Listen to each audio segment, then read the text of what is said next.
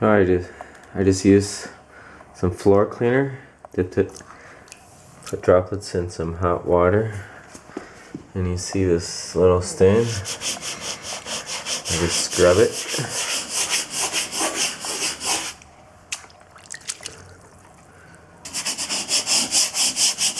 Once it gets wet, get a rag. It gets rinsed.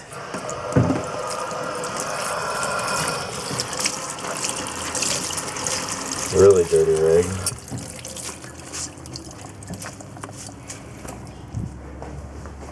And the dirt came off.